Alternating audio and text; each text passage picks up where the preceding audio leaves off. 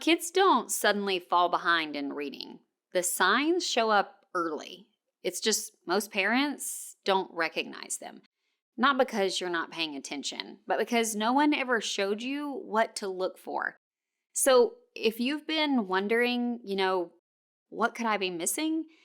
This is where it becomes clear. In this video, I'm going to walk you through the 3 signs to look for and what they actually mean. Because once you see these signs, the first sign doesn't look like a reading issue at all. It looks like behavior.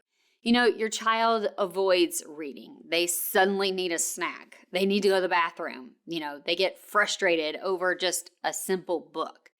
And it's easy to think, oh, they're just distracted or, they're just not in the mood. But here's what's actually happening. Avoidance is often the first sign that reading feels hard. You sit down with a book and within seconds, they're trying to get out of it. Not because they don't want to learn, but because they don't feel they are going to be successful in trying or you getting them to try. So instead of pushing harder in that moment, which is what us parents try to do because we're tired and stressed and just want them to sit and listen, right? Start seeing it differently though.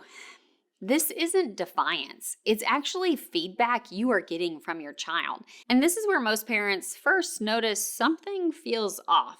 But on its own, it's easy to just brush it off. And honestly, this is where most parents, do and just delay ever really trying to connect with their child on this issue and make forward progress. It becomes a delay tactic, not just for the child, but for you, the parent.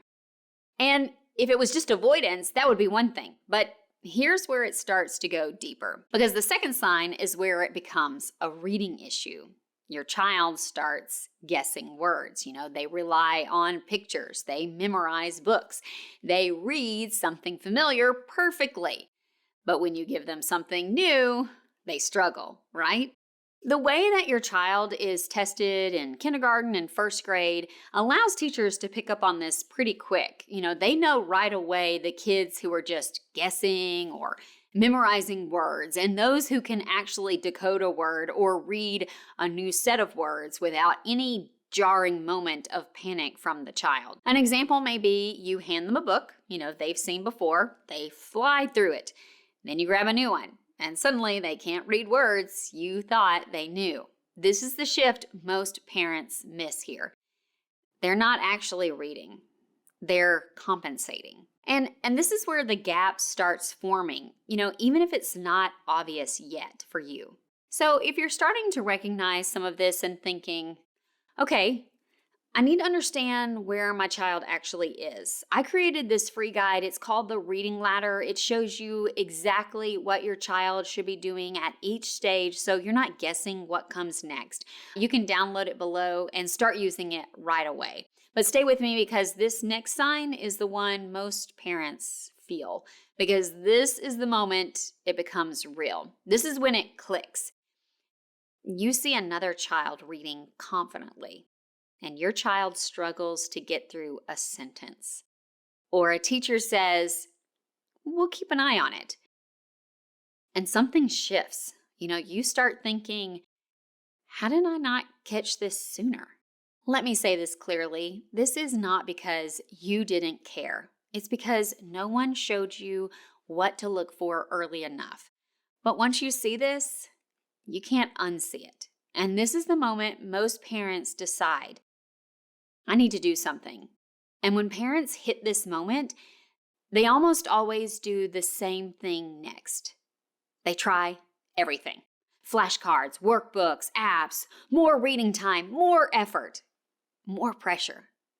You're doing all the right things and nothing is clicking. And for many of you, it's causing tension between you and your child. Here's why. Reading isn't something you can patch together. It has to be built in the right order.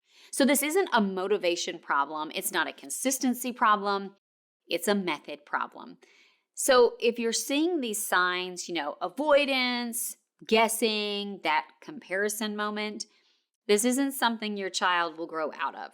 But here's the good news.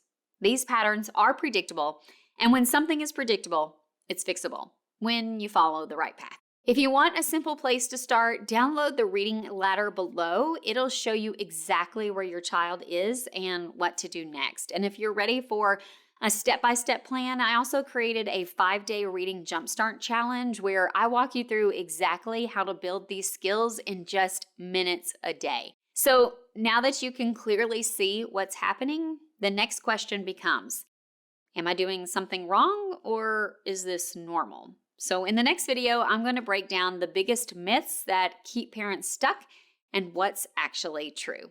I'll see you there.